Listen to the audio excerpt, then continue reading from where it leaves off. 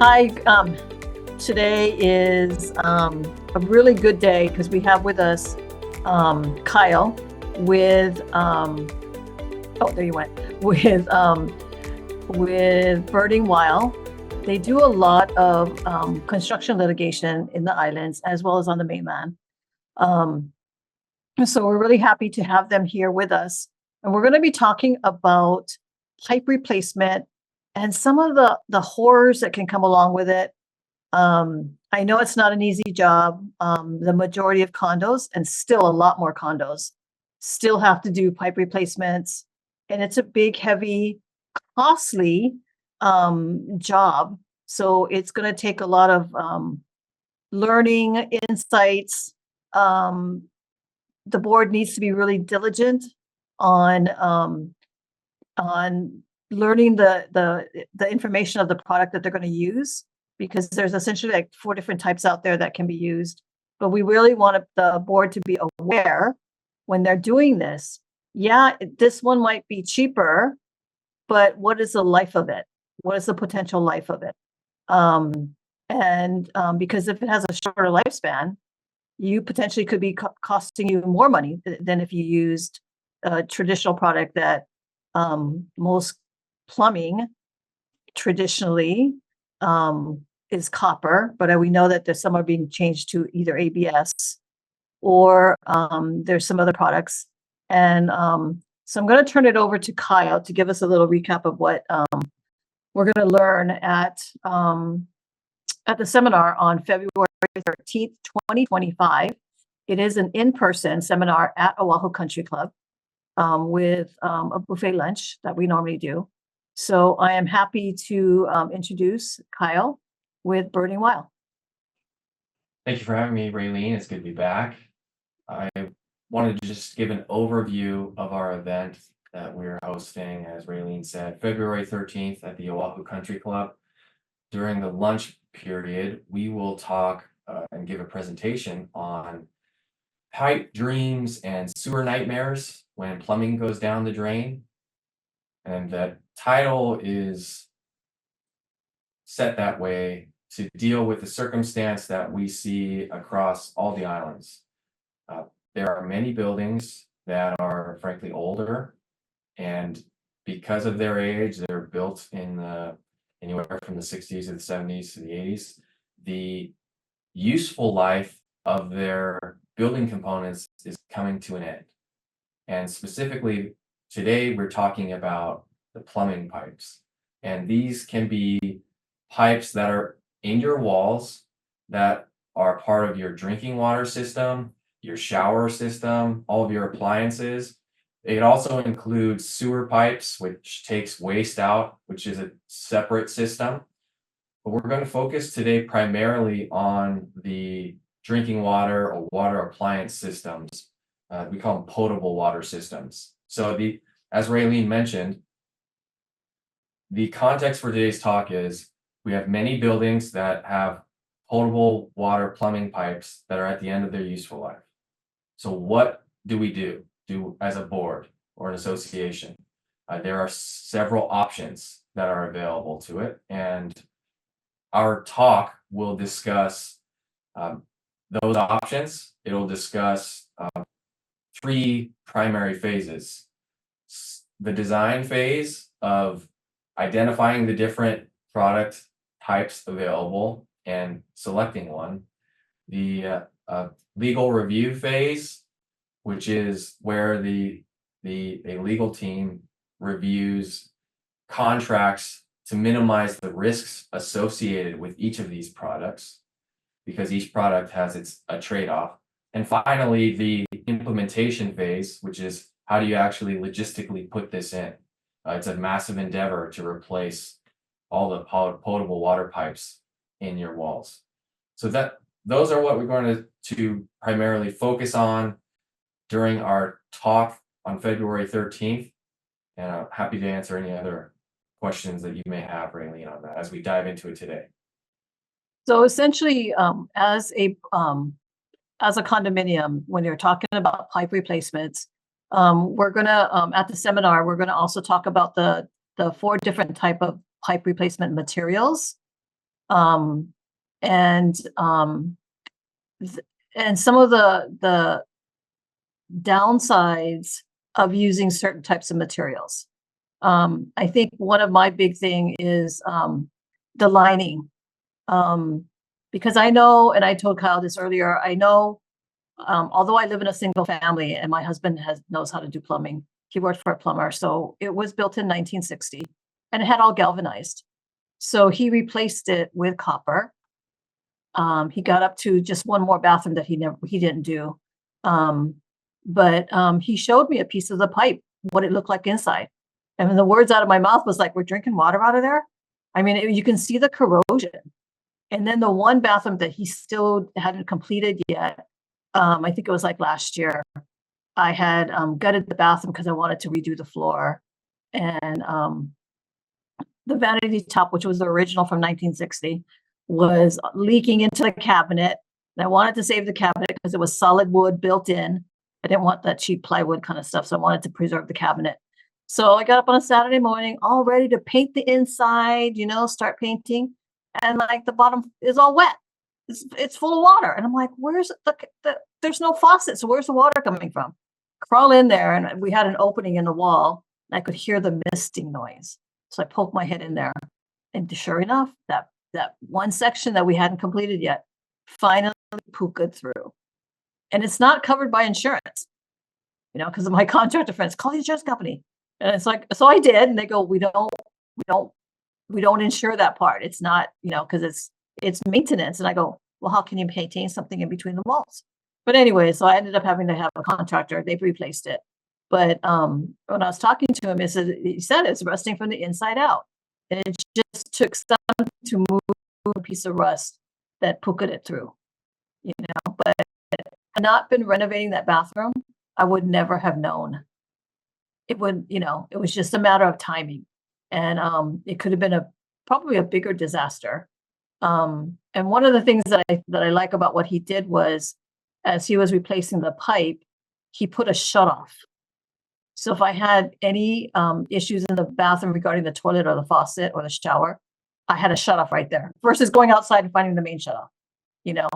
So sometimes when you're doing plumbing, and even if you're doing a pipe replacement, I think the boards need to consider adding in shutoffs so that you can minimize the damage once you find where it's leaking as well. It might add a few more dollars, but then again, in the long run, we know water causes a heavy amount of damage to a condominium unit. So those are one things for the boards also to consider. And like Kyle also said, the review of all your contracts and working with professionals, working with your design professionals. And they also look at the contracts as well. And they know the personalities of a lot of the major players in the plumbing market, every contractor market. They know the major players. They know the plus and minuses. They know what they're capable of doing, and they know what they're capable of not doing. So it's important to involve these professionals, your legal team, to make sure you look at those contracts. I know I had one where the board didn't feel like they needed to submit the contract for review, but after discussion, it was finally sent to the legal team for review. Came back with a big long list of stuff the attorney didn't like. Okay, so we want to make sure in this seminar that everybody really gets the clear understanding about, before you start the work, no matter what it is, any kind of contract that involves a contract, you go through a legal review. If you're going to take on something big, such as like a plumbing, when you're involving a lot of money, you want to make sure you have a design professional on board as well, because they can take on the responsibility of sending in the estimates out or sending the RFPs out for bids, and they can review them first. They're the experts. So we need to, utilize these people that's their job, what they do. I know as far as contracts, some people think that, oh, well, it's a simple job. We don't really need to have it done. But no, you really do, because you'll be surprised. Some things that you never thought of that the attorney's going to pick up on. I was involved in one. We finally got the board to send it to legal review. It came back with a big long wash list of stuff that the attorney didn't like, and there were important things. And when we sent it back to them to change or update it, we never heard back from them. So that, to me, that was a red flag. If you don't hear back from them, it's a red flag.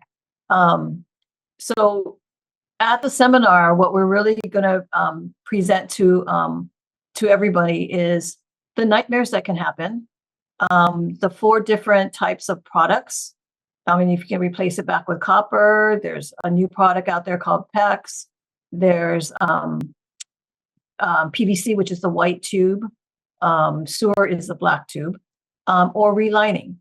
And some of them come with nightmares, and I kind of know that from my own experience in my house as well, in replacing some pipes, because my house was built in 1960. So we went through a pipe replacement. We changed everything out to copper, except for one last section that we didn't get to. But that one finally broke about a year or 2 years ago. And I know they showed me a piece of the pipe, the galvanized, what it looked like inside. And you can see the corrosion of it. And I'm like, we've been drinking water out of there, And can you imagine all that rust particles going through the water line into your appliances? So if you have a water filter, that's messing up your water filter, and even your faucet, because every once in a while I have to take the aerator out and clean it out from all that debris that comes through there. But it's clogging up your appliances, your shower heads. It does a lot of damage on certain products.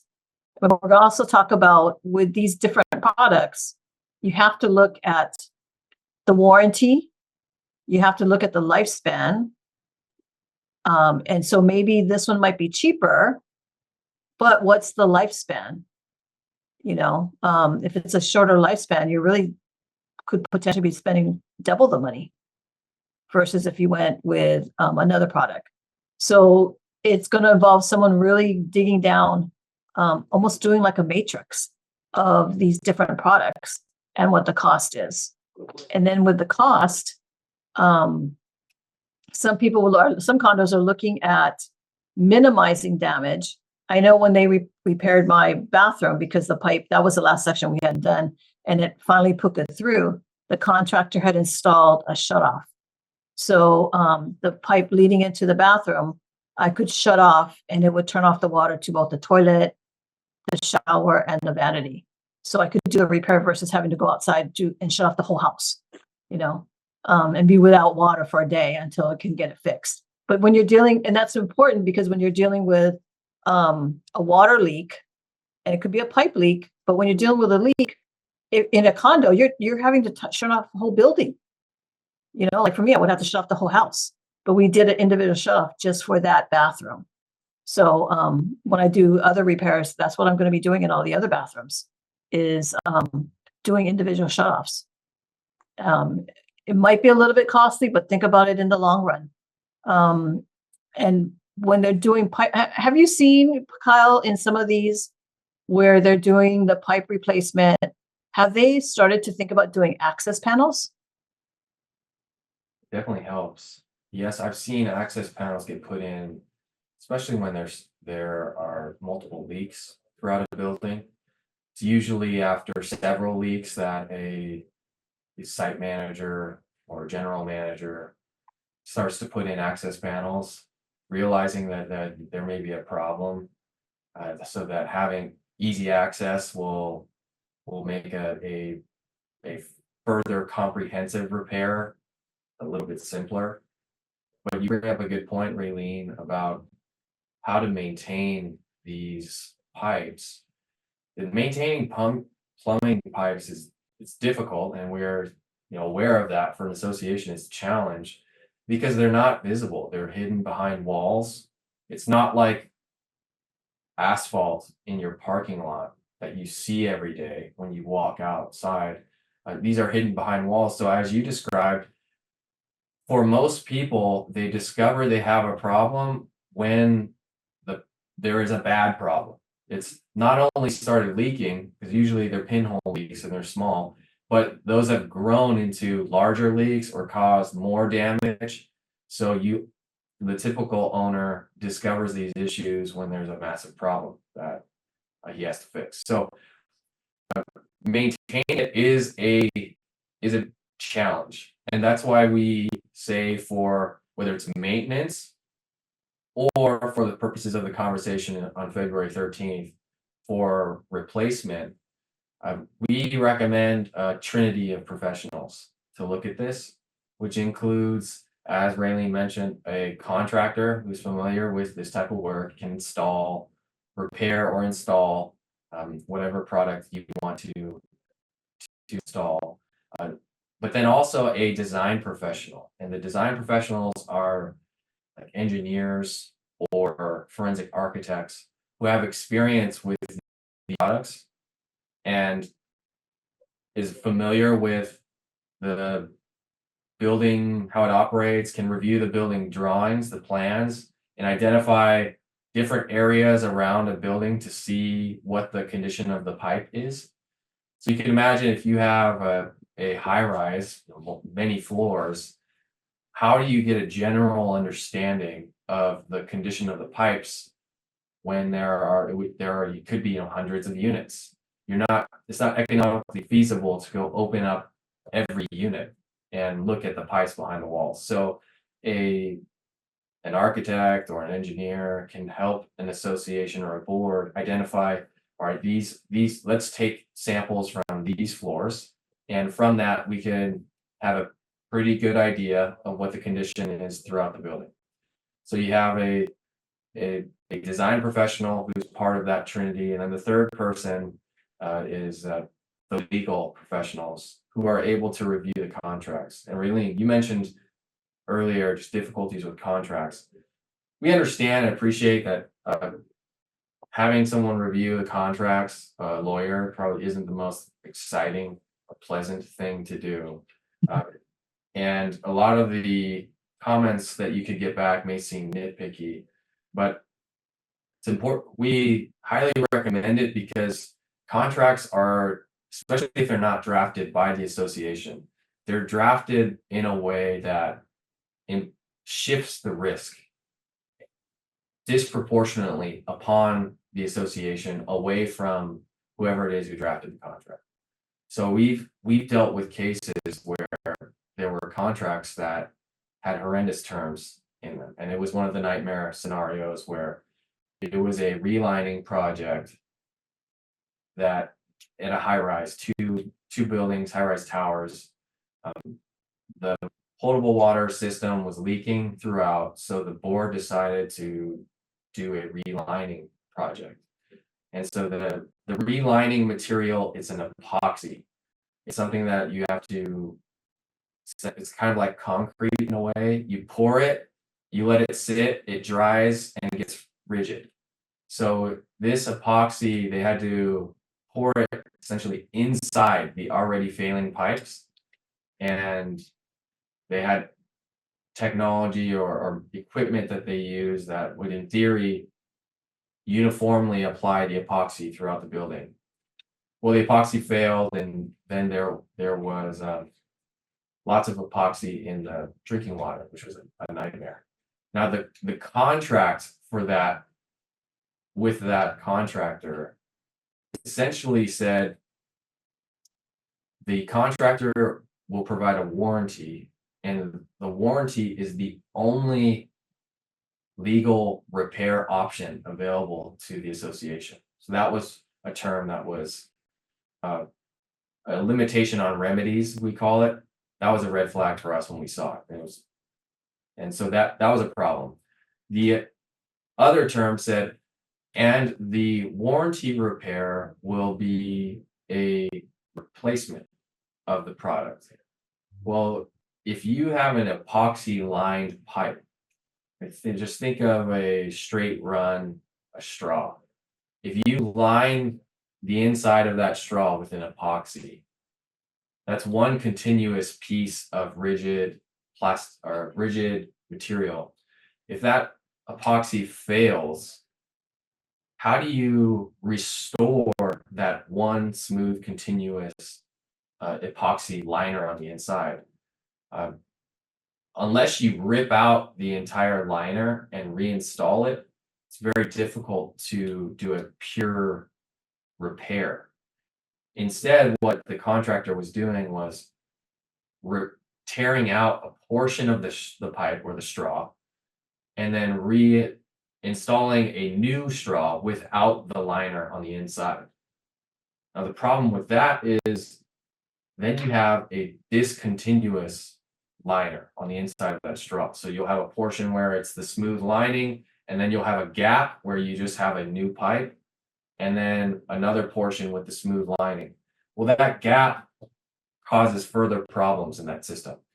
So the warranty repair, which to an average person would seem like a reasonable contract term, oh, we get a contractor to come out and repair the product if it fails. That's great. Well, it wasn't actually a true repair, and it essentially kicked the can down the road and created more problems and more leaks in the system. But that was the only option that the association had under that contract. So that's a long way of saying the contract terms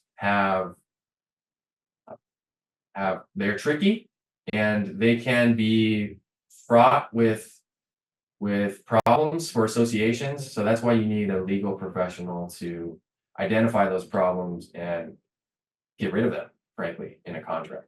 And you mentioned we were talking about contracts. So following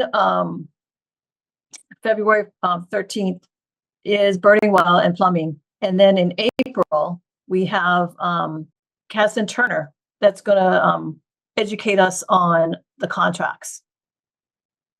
So you guys, so the boards are going to have some really good extensive education on plumbing horrors, and then on from a legal team of contracts. So you guys are going to be prepared when you take on plumbing, or even take on any project that involves a contract. So you're going to get educated in 2025, the beginning of 2025 for those two subjects. And they're from some of the top legal teams. Berding Weil and Kaz and Turner both have offices here. They're also on the mainland. So they're pretty large firms with a lot of experience to educate us on the beware of scenarios, and to try to keep us. We're already suffering high maintenance fees, so we really have to be very diligent. I would say double diligent, so that we don't waste our money by some things that could have been avoidable, by following the right path of making sure you're working with professionals and your legal teams to keep you out of litigation. That's the big thing. Not good for attorneys, exactly. But that's the goal. Yeah. For associations. Raelene, earlier you mentioned the product types that are available for these pipe repairs or replacements, and I just want to touch on those quickly here so that people will have a heads up on what we will discuss on the 13th. So the product types that are available, you can think of them generally as you have various iron or metals, I'll say. So cast iron and copper were traditionally what were used in building trades, in building many of these buildings. Actually, the more modern variants nowadays are you have various polymer types, so plastics, and under that category we will want to flag a product called PEX.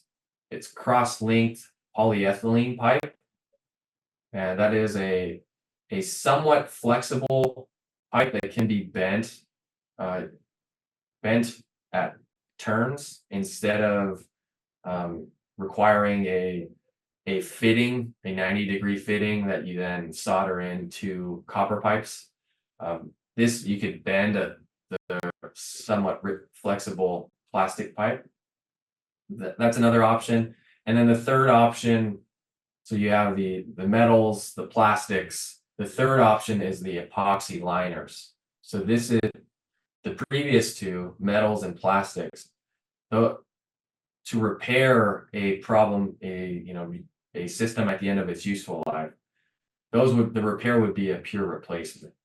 You would, if it's possible, take the old pipes out, put new pipes in, or just put new pipes in next to the old pipes. The reliner is not a replacement. That utilizes the rigid structure, or what's remaining of it, of the original pipes, and then you install an epoxy, oftentimes an epoxy inside of the original pipes, seals it, and effectively creates a new rigid pipe on the inside of your current pipes. So those will be the 4-ish product types that we will discuss in February. Each product type has its benefits and trade-offs. And as you can imagine, based on our title, we will have some feedback on what we're seeing in the industry here in Hawaii. And I could just preview now that for PECs, just quickly, I'll say there are many active cases in Hawaii, on Oahu especially, involving failing PEX pipe. And PEX that leaks, it starts as a pinhole, it turns into a larger leak. And these cases involve an almost extremely high number of failures. We have a case on that we're dealing with currently. It was a 55-unit condominium complex that had PEX piping, and the PEX piping failed around 80 times, had 80 leaks over the course of a couple of years. So our firm has many PEX cases in Hawaii and across the country, frankly, or in other states in the country, that give us pause when we have a client who is considering replacing their current piping system with PEX.